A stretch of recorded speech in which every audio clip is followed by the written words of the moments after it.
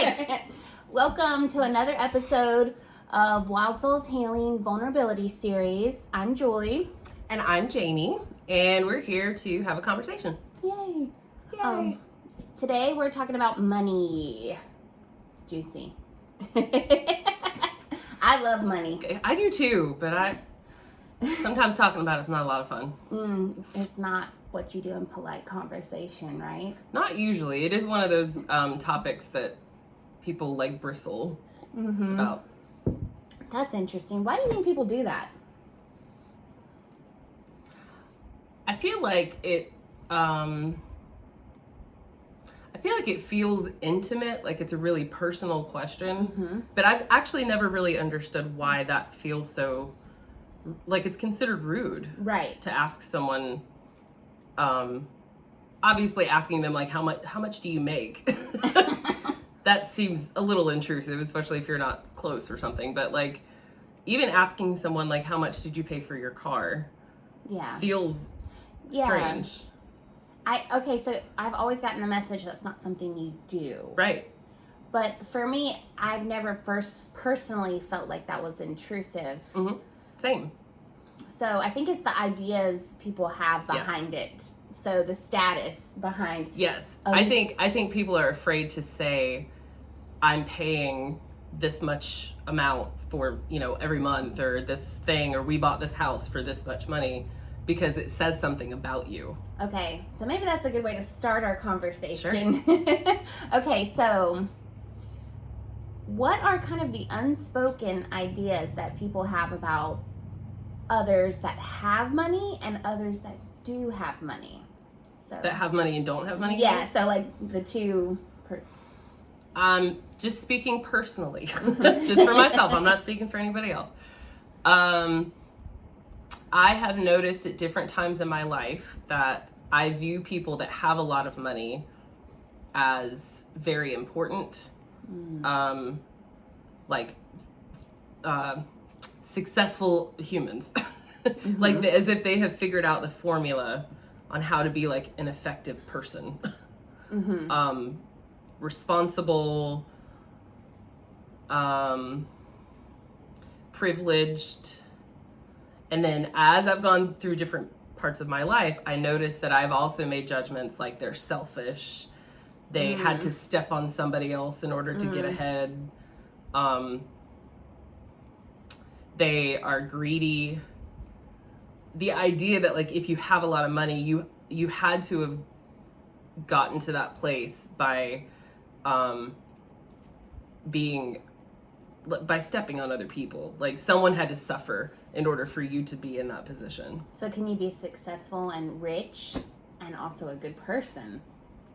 I think most of my life that's been questioned. Like the answer would be no. I mean, you know what I mean? Not the actual answer, but like in my brain, I think that judgment is there, that you can't be successful, very wealthy, and also selfless and kind and all those things. For some reason that hasn't. Which is really interesting, because I also think there's a judgment on poor people, like that they're inherently flawed in some way. Yes. And like, so it's not the idea that like, oh, you're morally corrupt but wealthy materially, and then you're poor and materially but morally like rich. So there's not yeah, and I think there are moral stories attached to both ends of the spectrum too, because there's I've noticed in myself that someone who doesn't have a lot of money, I see them as like working really hard, and they're willing to sacrifice, and they're a good person because they struggle or something.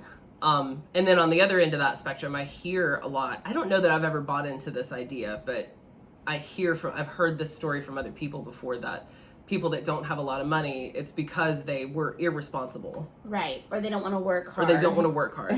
Right. They're somehow doing something wrong. Right.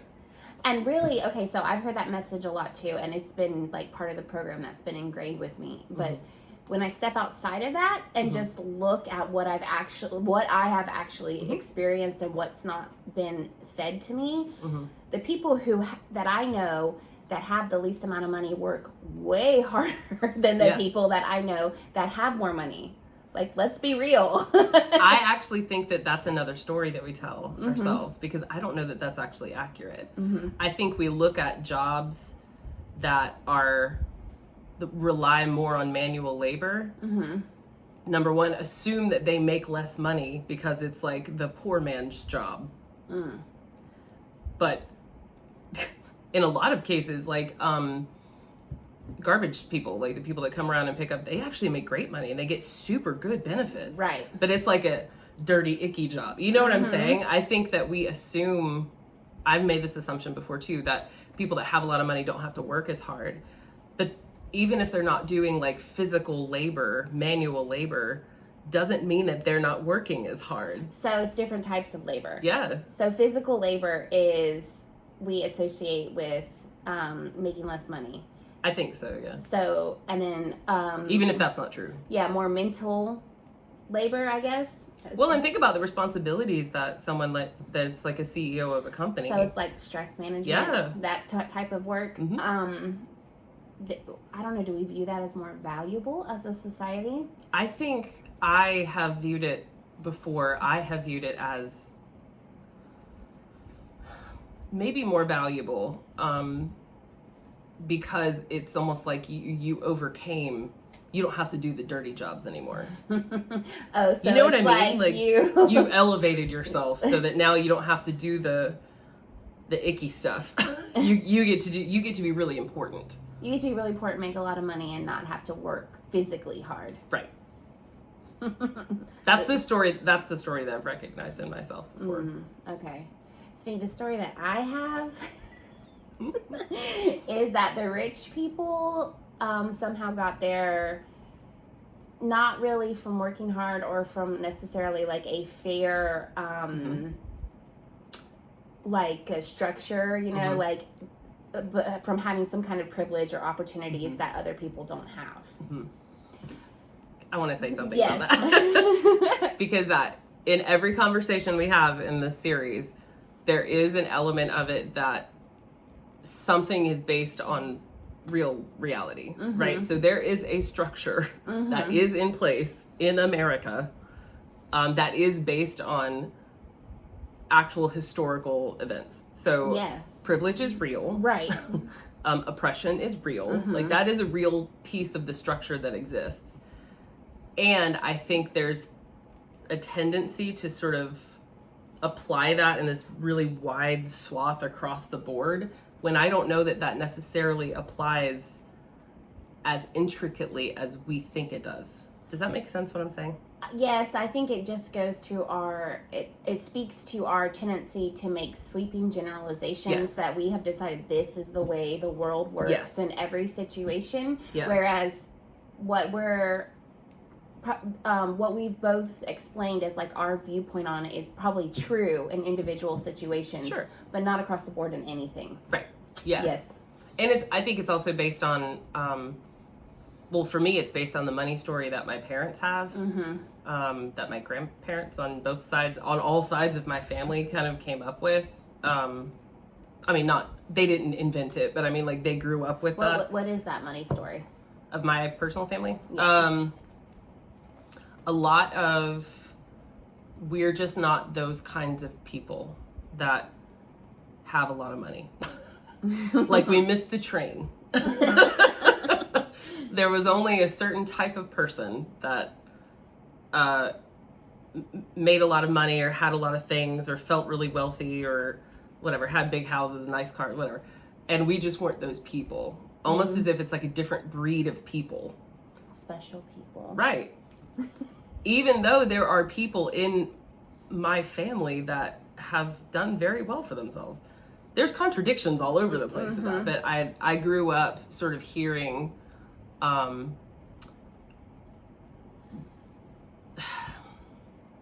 don't know if it was like a direct story about we're just always going to be poor. I don't think that's what it was, but there was the reality is we don't have those things, and we probably never will have those things. So we're cool, like we're gonna be fine, we're surviving, okay, it's not the end of the world, but that's those people. And we're not them. Stay in your lane. Yeah, exactly. Your poor lane. Exactly, yeah. And so it was like there was a predisposition, like there was a decision that was made that I would just never know what it feels like to be what I would think is wealthy. And I can get okay with that. And I'll keep eating and I'll survive, and it's all good. But it ain't ever gonna change. So just get used to it. Make the best of where you're at. Yeah. That's something I have noticed about you is you're very resourceful, and but also like a little behind that, there's a little bit like, ugh, I'm kind of mad that I have to be like this. Yes. Another part of the story that I learned is in order to have a sense of security, you have to really, really, really struggle. You have to work really, really hard for what you have. And so the idea that things could just happen or come easily, number one, just isn't possible. Like that's not reality. And if it is for someone else, it's because they have a level of privilege that I don't have. They're that breed of people that it just comes to them easily. Oh, special. Yeah, and they don't have to work for it. Kind of like what you were talking about with your story. Like they get it because they were born from that person or that family or whatever. Yeah. Isn't it so weird that we have all these really specific rules around money, and that we just project it onto the entire world, and it's not conscious, and then we operate according to these like they are hard and fast, when really, like, there is no hard and fast rule about how money flows or where it comes from. At least not in that way, I don't think. Right. Well, I mean, if we're gonna get like really specific and practical about this, the actual value of money changes all the time. All the time. So it is interesting, you're right, that we have stories that really don't change very often at all. No. And then even though the literal value of the dollar changes rapidly all the time. They don't reflect reality. And we hold tight to them. Yes. I mean, I guess that's probably true about stories that we tell about everything. Sure. But it's really specific with money, you know, like, and I think it limits what we believe is possible, limits what opportunities we go for, limits what career paths we may pursue, like colleges we go to. Just everything. I think it's because the definition of money or the value of money is tied so closely to our own value as humans. I think that's why it's so hard to shed that or to change those stories, because let's talk about that. Yay. So explain what you mean by that, Jamie. I think that no matter, it's those stories that we were just talking about, there's a formula that says if you have a lot of money, you're a bad person. That feels true for people, some people. If you have a lot of money, you are a successful person. Like the value of you as a human changes based on how wealthy you are. And they're at both ends of the spectrum. If you don't have a lot of money, it means that you're irresponsible. If you don't have a lot of money, it means that you are a really hard worker who's sacrificed a lot for their family. So you're a good and a bad person. You have the opportunity to be a good and a bad person and everything in between based on the dollar value that you've attached to your name. And none of that is real. Literally zero of that is real. And it's based on these assumptions that we make about people and the way that they trigger us. Okay. So if I'm let's say, for example, I'm having a hard time paying all the bills this month.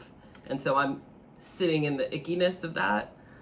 And I meet someone who has a really nice car, and they show up and they offer to buy me coffee or pay for my lunch or something like that, immediately I'm triggered by that and look at them as, how dare you insult me by presuming to come in and save me because somehow you know I'm poor and you're rich and screw you. You know what I mean? I just made that whole story up in my head because of the position that I'm in, because of my own mess, my own grossness that I'm like rolling around in. I just decided that other person who's wealthy is bad. Right. And rude. Because that's easier than confronting what not being able to pay the bills, the fears that brings up for you. Yes. Yeah. So we get to project that. Yeah. Well, there's a story that I'm telling myself too, is that if I'm having a hard time paying the bills that month, it's because I was irresponsible, because I'm always going to have to struggle, because I'm not contributing enough to my household, and so that means that I'm a bad wife, and it's all the same value stories that pop up even for myself. I think it goes even deeper than that, because if you're working and you're working hard and you're doing what you have to do to get through day by day and you're still struggling, then it's like a truth that is confronting you is like, am I who I am and what I'm contributing valuable enough for me to even live and survive? Like, do I even deserve to be here? Right. And having money as such an integral part of our existence and tied to our survival, and then also tied into our value, I think those kinds of things come up whether we're conscious or not. Like, you can't help it. The system is designed to make you have to sit with that, I think. A lot. It's very uncomfortable. It is incredibly uncomfortable. And it's even harder to talk about, which is why this is so important, because I'm not super comfortable talking about it right now. But the fact is, I know every single person on the planet, anyone that's watching this, knows exactly what that feels like when you're terrified that you've screwed up, or you've failed as a human because whatever, because you don't have enough money for that month, or you haven't, you can't make the purchase you want to make, or whatever. I know that everybody has experienced that feeling before, including people that do have a lot of money. Right. So it's uncomfortable to talk about, because I think that there's so much personal shame that's wrapped up in all the different versions of all the different stories that we have. It just feels gross. It doesn't have to, by the way, but we've decided that it's shameful to be on either end of that spectrum. Yeah.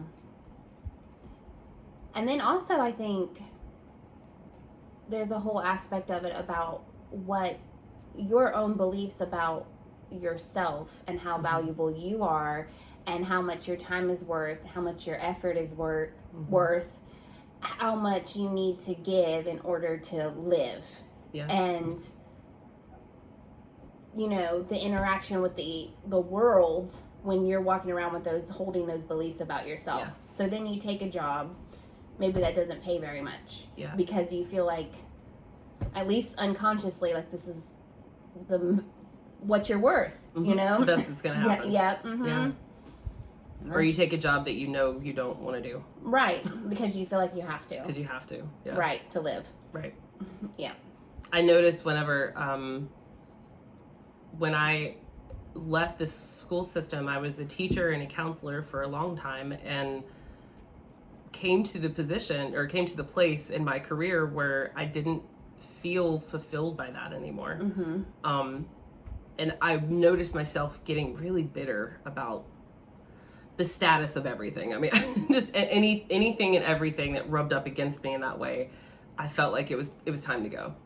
So when I stepped away from that and started this business, there was, it was like 2 years, Julie, or maybe longer. Maybe I'm still sitting with it. It was a long time for me to get over the fact that, or move through the fact that I had just made a decision to leave a career that was paying me on a regular basis and was covering insurance and life insurance and all that stuff. I specifically made a decision to walk away from that to make what? knowing Right. full well that like my being, Mm-hmm. my self, capital S self, what that was exactly what I needed to do. Mm-hmm. And I just walked away from a regular salary and benefits to do what exactly? Like, it took so long for me to start kind of trudging through that, picking apart that story, Mm-hmm. to then be able to start creating a business that I get to do something that I genuinely love and enjoy, and I get paid for that. Mm-hmm. Which brought on a whole nother bunch of stories about should you get paid to do something you love? Like, the fact is, what I do is actually not difficult for me. Right. And So do I deserve to get paid for it? You know what I mean? I brought up so much of that. I'm not earning my worth. Right. I'm Right. not proving that I'm valuable. Right. Because this is so easy. Right. Mm-hmm. Yeah. It was gross. What I think is interesting is how we train kids to go into jobs with that mindset. Yeah. Because so much of like discipline and rewards and everything is tied into how you're performing, is how you actually literally get your survival. Like your caretaker is like, oh, I love you now because you do what you Yeah. you did what you were supposed to do. Like Yeah. you did your chores, so now like here's a cookie. Yeah, I mean, doesn't that, here's Yes. here's whatever. and doesn't that, like, it's reinforced in every system that any kid is ever going to come in contact with. Right. So we're not teaching kids that they have inherent worth Just because they exist. We're Yeah. teaching kids that they are worthy by what they do and how they perform. And that's why making mistakes is so threatening Yes. for both kids and adults. Like, Right. it's very hard for people to own and hold themselves accountable when they make a mistake, because it feels like literally their whole world could just crumble. You know, like, I'm not valuable anymore if I haven't performed the way I'm supposed to. Yeah, and I think this is one of those things that I do think is, I don't know if it's part of just the human condition or if it's a crafted, developed system that we've put together over time. But exactly what we're talking about teaches children that your value can only be determined by somebody outside of you. Yes. So in order for you to earn the right to be here, I guess, someone else who you view as an authority has to say to you, you've earned your right to be here. Right. Good job. Yeah, exactly. I like you now. I'm happy with you. You've satisfied my requirements. For now. Therefore, yeah. For this moment, you've earned the right to exist. Good job. You can relax for about a minute. Right. And then you got to keep performing. Right. What a terrible way to live. And Well, I can tell you as an adult, coming from that same system that every other kid has experienced, it created an idea in my head that not only did I have to earn my parents' approval of me, but I had to earn anyone's approval of me so that I could feel okay, so I could feel safe. And so any job that I was in, any classroom I was in as a student, in every place that I've functioned as an adult, I find myself so thirsty, so hungry for whoever I view as an authority to like remind me that I'm okay. Yeah. You're doing okay. You're doing a good job. Yes. You're allowed to be here. Yeah. you can have a place at the table. Yeah. Yeah. And so if they don't give that to me, it's sheer panic. What's happening? Right. What do I need to do to prove my worth to you? Yes. Yeah.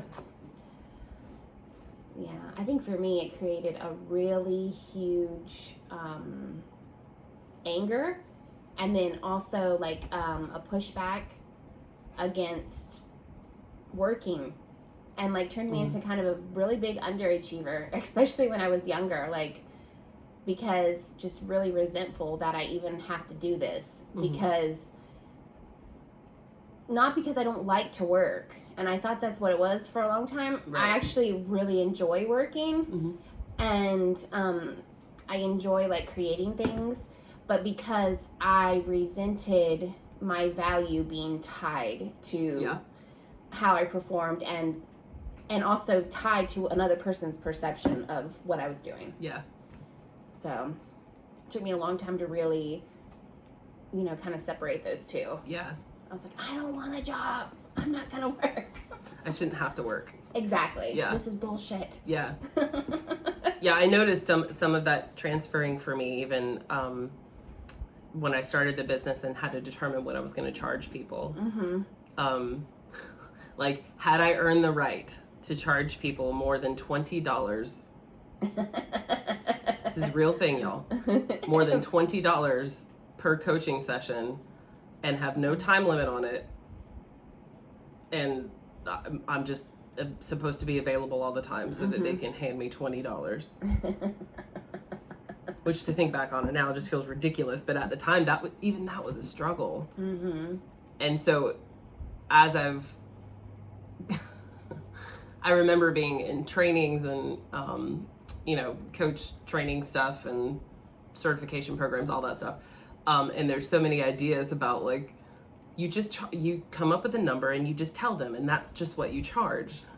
And my pushback to that all the time was like, but how do I justify asking them to pay $50? How do I justify that? It's more than that now, y'all. More than that. Okay, so in this scenario, putting a concrete... Okay, so what do you think felt like the actual thing that you were earning? Did it feel like the $50, or was that kind of just beside the point? That was, yeah.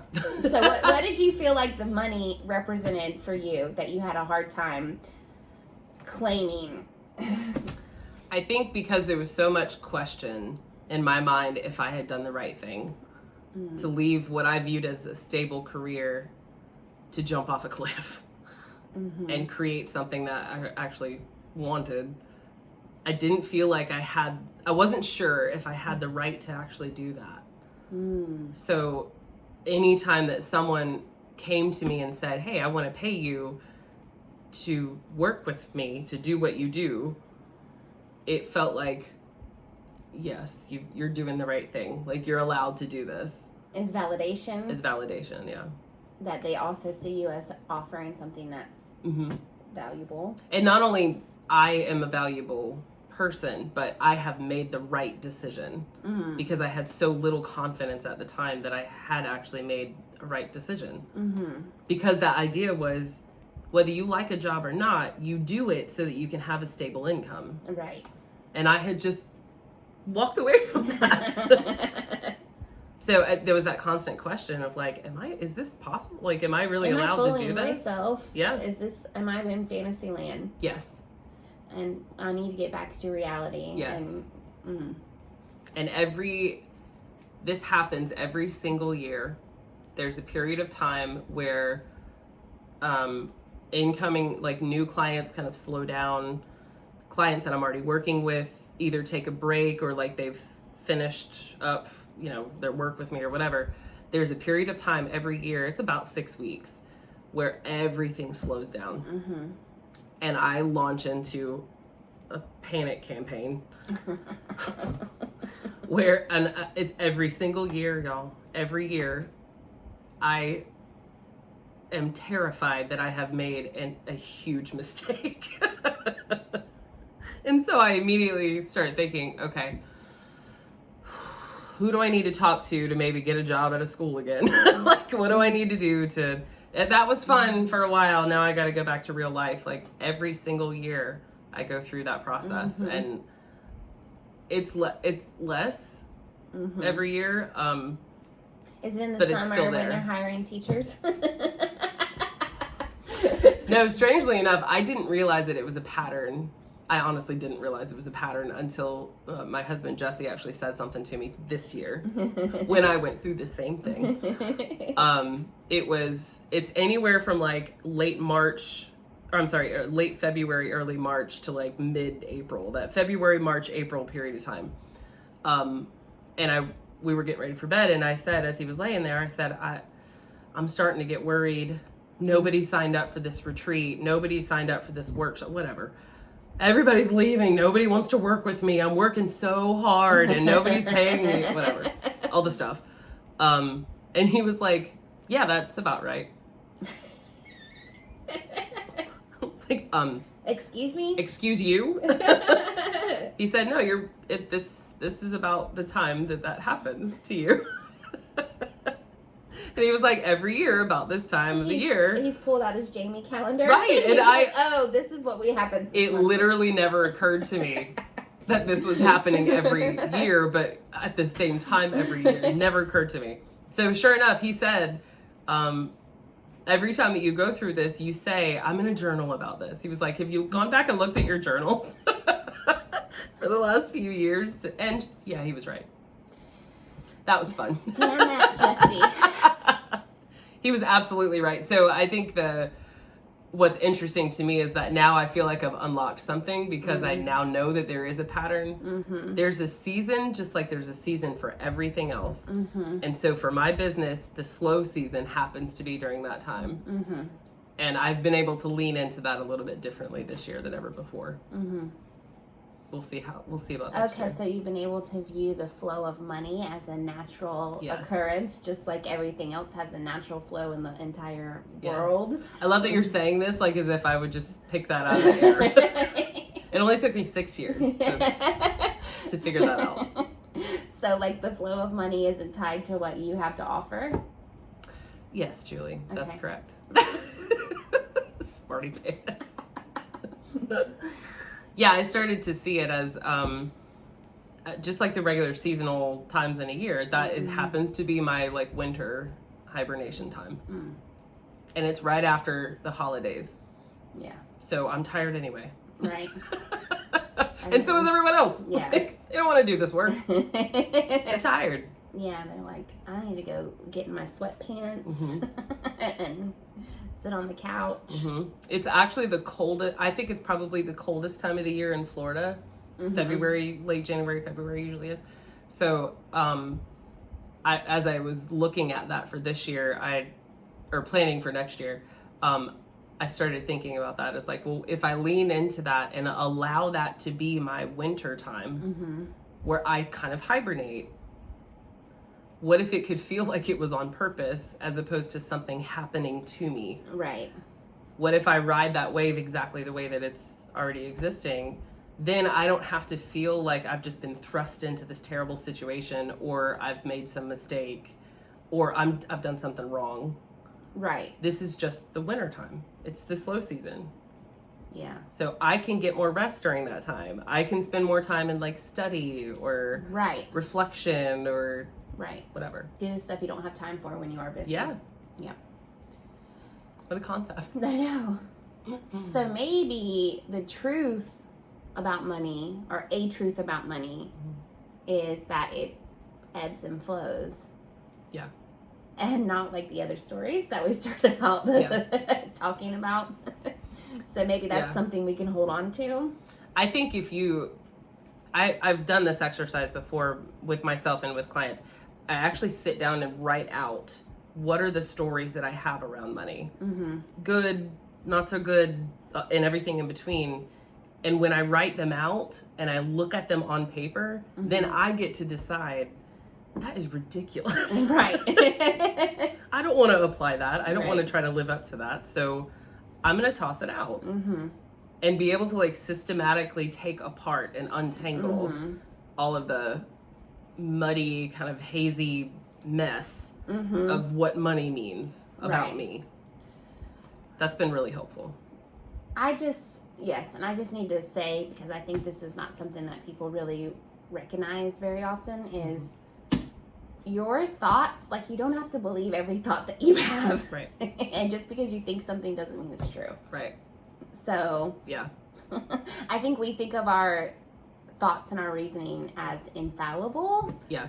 And that's just, you can decide, okay, this makes sense, this doesn't make sense. Like, you need to examine your own thinking. Your brain is a tool. It's not like the ultimate truth about what's. Yeah, I think that's a really good point, actually. The thoughts that we have, even the feelings that we have, are not facts. No. It's information, but it's Right. not. It's not information about how the world works. Right. It's information about what your own triggers and stories and icky stuff, shame, guilt, all that. That's what it's information about. So when you write it down, and it's not unconscious anymore, it's Right. now a conscious thing that's like right in front of you. It's a lot easier to decide all rich people are assholes. Okay, well, clearly that's not true, and I don't want to apply that to anybody. So I get to take that out. I get to release that. Out of your operating system. Right. Right. Yeah, examine your operating system, people. It's literally, this came from Carl Jung, but it's anytime that you take something that's unconscious and make it conscious, pull it out of the shadow. You can pull it out of the shadow and actually do something with it. That's how we get to feel more empowered, is when we recognize the actual power that we have to examine how we're operating and then start picking and choosing what we want to hold on to and what we don't.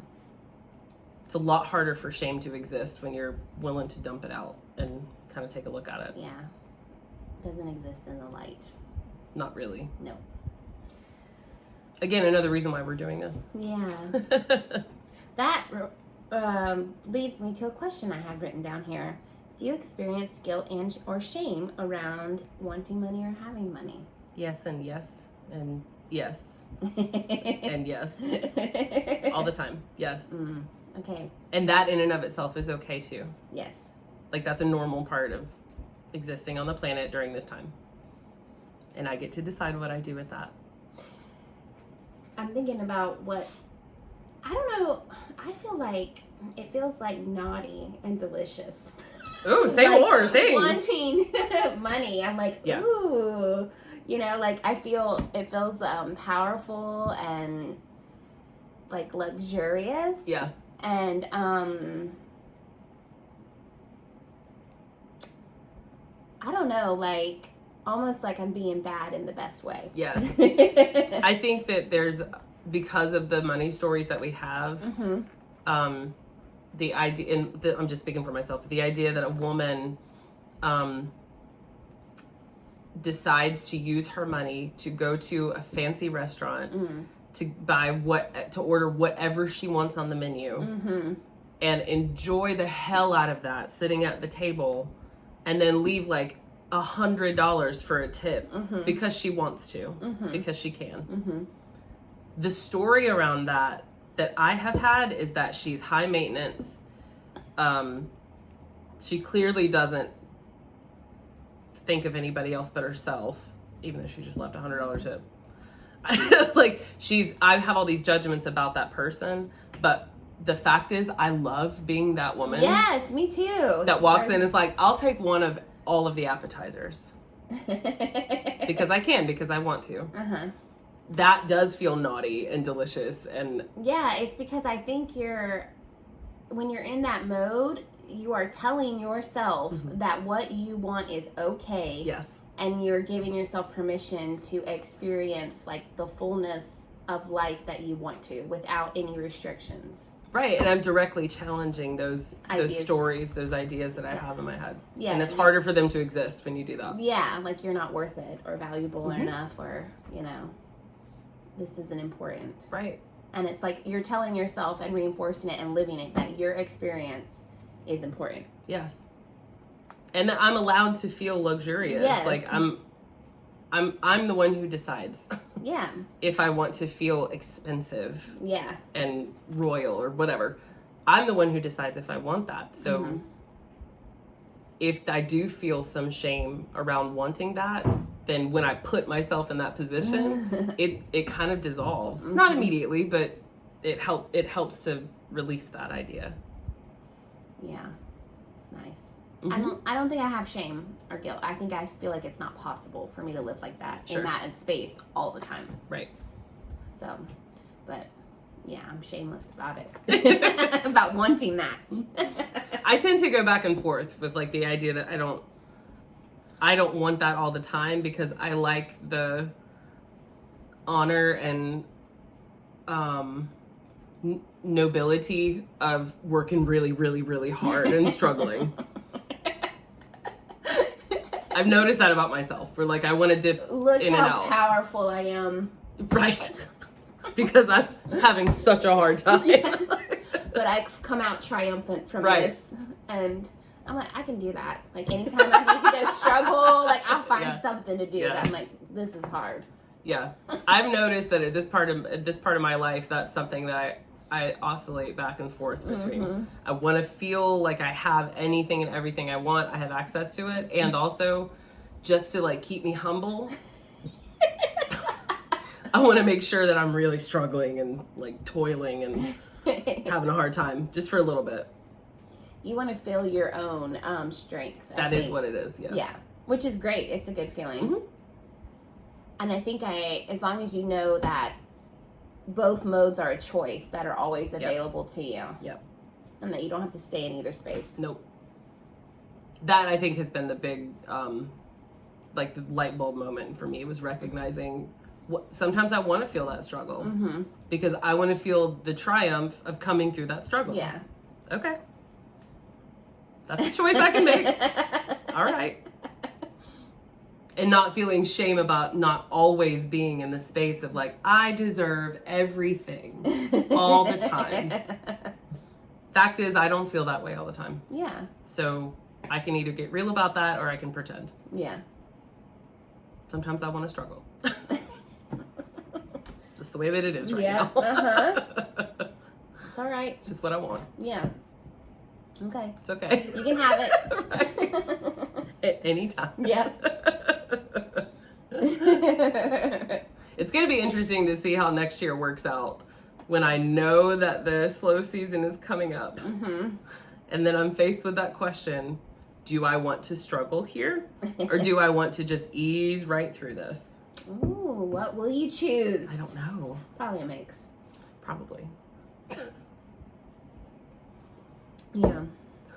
Struggle first, and I'm like, okay, I'm done. Right. Maybe that will be shorter. Shorter period of time. I'm like, oh yeah, I forgot about this. As soon as I get my new like planner diary thing in January, I'm gonna go in and go ahead and write that down for February. Right March at and April. the end of February, so then you can have some fun. Mess like struggling with it in the front part of the month. Like, don't spoil it for yourself. Right. You can pretend ignorance when it's not staring you in your face. I'm a funny creature.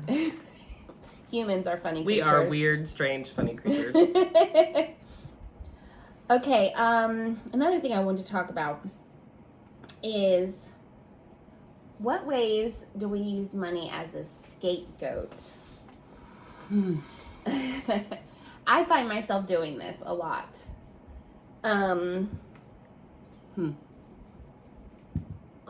Like if I,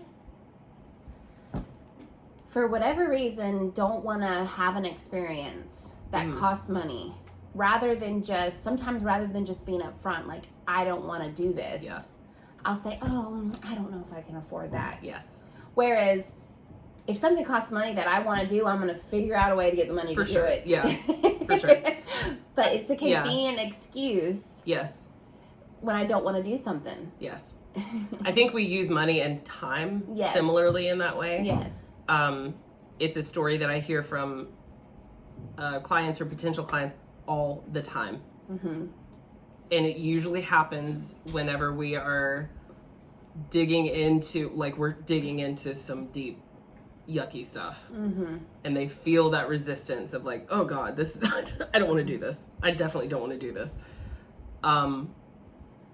Not if they don't have the tools or they're not really sure how to peel that apart a little bit and untangle it. The first thing, I don't have the money for that. Or I just don't have time to do that. I don't have the resources. Yes. In some way. Yeah. And I think that's actually really, it's a skill that we talk about a lot at retreats, is being able to recognize like an intuitive no. This is not for me. Right. This is not something I actually want. Right. Versus, holy crap, that scares the shit out of me and I don't know if I'm gonna if I can know how to get through that. there is a difference between those two things, and I think in general we have a hard time discerning. Oh yeah, that. Of course. So we pull ourselves away from opportunities that are going to be, maybe messy and whatever, difficult or challenging, whatever, but there's so much goodness, there's so much growth that can happen in that space that we just throw our hands up and go, I am not doing that. Right. Right. So yeah, I think money is used as an excuse in that way a lot. Mm-hmm. Yeah, and I think it's a more acceptable excuse. Yeah. In people's minds, like people are not going to say, "I'm just too afraid to do it." They're like, Yeah. "Oh, I don't have the money to do it," and then other people don't really challenge them too much, Right? Because everybody's buying into the money story. Yes. They're like, "Oh, okay, yeah, I get that." Mm-hmm. Something I've noticed is that the story that I heard a lot growing up is we can't afford that as the answer to a lot of things. Yeah. So I actually avoid saying that because when it comes out of my mouth, it like tastes bad. I don't like it. We can't afford it. I just choose not to. Right. Yes, exactly. I find myself going in that direction instead of just going like, I don't know if that's something I want to do. I don't know. The money's there, but that's not the issue. But I don't know if that's something I want to put myself, whatever. I notice myself really resistant to playing into that excuse. That's interesting to me. Sometimes I just flat out don't want to do stuff. Yeah, I know. No, not doing it. Nay. I do think that a piece of that is the shame that I feel around if I say I can't afford that, what does that tell the other person about me? So I use that as a way to not play into that, even though it's creating a whole nother story. But I don't want to say I can't afford things because I can. I just choose not to. I think I use it sometimes rather than just say, no, I don't want to come to your event. Yeah. Because I don't want to hurt their feelings. Yeah. Or, deal with all the repercussions. I'm like, no, I'm just so broke right now. I say that. Sometimes I do mean that. Like, I probably, if I really, really, really wanted to, I could find the money, maybe. But sometimes I'm just like... You're like, I'm so broke, I can't come to your free event that will cost me nothing. Sorry. That's when I say, oh, gas money. Oh. Yeah, and I don't know if I have the time I have to work. Yeah. Or I say, now that I have a child, that's a convenient excuse too. I know. Like, oh, I don't have a sitter. I don't have anyone to watch this baby. Yeah. Which sometimes is true, but then sure, nobody will know when it's true or not true. Can I use your child? Yes. I'm babysitting for Julie. Like, Julie doesn't have a sitter, so I can't go to this thing that I don't want to go to. Yeah, she's what? I'm watching him for her. Yes. Like, Julie said she wasn't coming for the same reason. We have to do it together, Two right? of us, Yeah. He's getting really big and out of control. Have you seen the kid? He's wild. He requires 2 babes. Yes.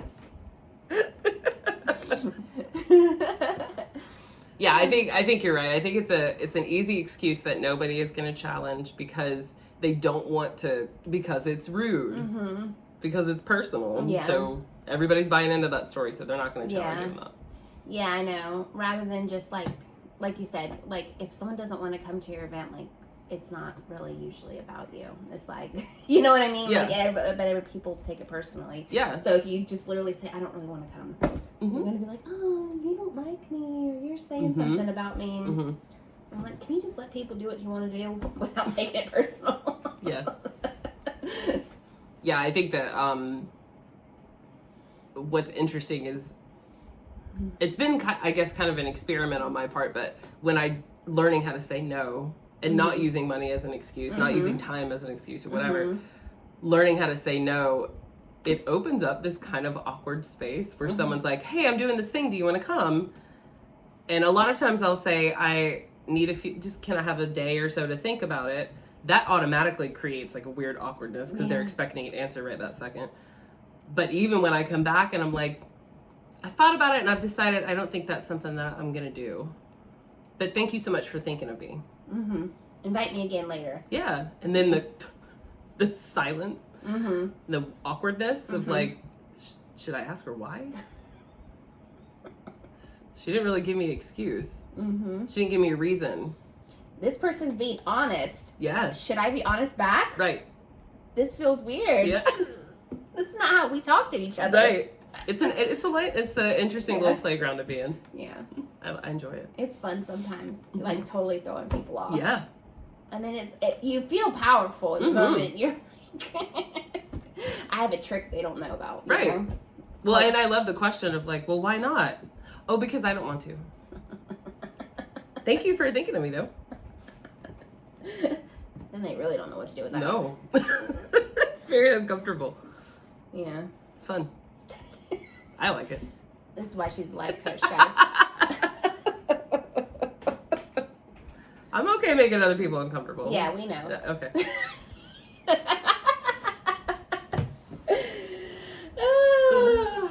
Okay. We're almost in an hour with this video. I have one more question. Sure. Should we go for it? Let's go for it. And then close it off? Yeah. Okay. What are you afraid would happen if you had more money? I love this question. Please use this as like a journal topic, guys, because it's amazing. What am I afraid will happen? I'm going to go through the process that I take myself through. So first thing that I think of is people will think that I'm greedy, or that I've cheated the system somehow, or that I charge too much, or that I haven't earned it. And if they think that about me, the next thing that I'm afraid of is that that people will separate themselves from me. So I will be left alone because anyone whose opinion I care about will think all these bad things about me, and I'll feel isolated. And that if I'm isolated, then I will literally just crumble into nothing. I won't be able to sustain the fact that I have a lot of money because now I'm utterly and completely alone. And that isolation and just sort of crumbling of my world is terrifying. Therefore, what happens in my brain is if I have a lot of money equals automatically means I'm going to be isolated and alone, and my world will crumble and I will die. So it's no wonder. That escalated quickly. Very quickly. It's no wonder that unconsciously we make something mean something that it absolutely does not mean. But it works as a really good barrier to making any more money, because I've convinced myself if I make more money, I'll die alone. If you have a lot of money, I will be right there with you. You can just reassure yourself of that. You'll never have to die alone. I'll be right there riding those coattails. I hope that helps. Thanks, Julie. You're welcome. I know I could count on you. No, I think that it's a great question, because if you take yourself through that whole process, then you see the beliefs are ridiculous. They're not rational, but they do exist back there. And when you can see them, then you get to decide. So if I make more money, that automatically means I'm going to die alone. That's ridiculous. And I literally have no evidence to support that. So I get to decide. Maybe I don't hold on to that belief. Maybe I can let that go. Yeah. Usually for me, the things that I'm afraid will happen if I have more money, if I take myself through that process, end in the same place where I will be separated from other people. That's what mine is too. I was sitting here thinking about it. It feels like, for whatever reason, it's going to isolate me from all the people that I care about, because like my world will be so much different than their like day-to-day existence. There's that aspect of it. And then also it's like, if I have no limits and no boundaries, which is what money feels like to me, then where's my purpose in life? And if I'm just like aimlessly... There's no roadmap. No, there's no roadmap. Yeah. There's nothing to do. That feels like I've reached the pinnacle. I've peaked. Now what? Yeah. Yeah. And also, really yucky. If I have such like a obvious, in my mind, it feels obvious display of my own personal worth, then like I'm not going to be having to like prove it to others. So how do I connect? Like there's a weird, yucky that happening. I can relate to that because I think that I'm making a judgment about how everyone else is going to. I'm making an assumption that everyone else won't be able to exist with me in this space that I've created where I can have and do literally whatever I want. They won't know how to be with me. That's my assumption. That's my judgment. And so then I'm alone. Right. And so why are we here? Yeah. So what was the purpose of all this? We'd rather be poor and connected than rich and alone. Yep. So really freedom and like limitlessness is not as important to us as connection. Right. That's good information to have. And I think I know we're talking in extremes here, but I think for me, where the actual freedom exists is when I decide that it's within my power to make the choice of how I exist with money. Yeah. That's what actual freedom feels like to me. Right. If I want to struggle, you can still do it. I can still do that. If you're rich. Yeah. I can still do that anytime I want to. Yeah. If I want to dip my toes in what it feels like to create my own reality, I get to do that too. And when it feels too vague and like ungrounded, when it feels too crazy and weird, then I can step back into the struggle and heartache or whatever. I can step back into that anytime I want to. And that to me feels like actual freedom. Yeah.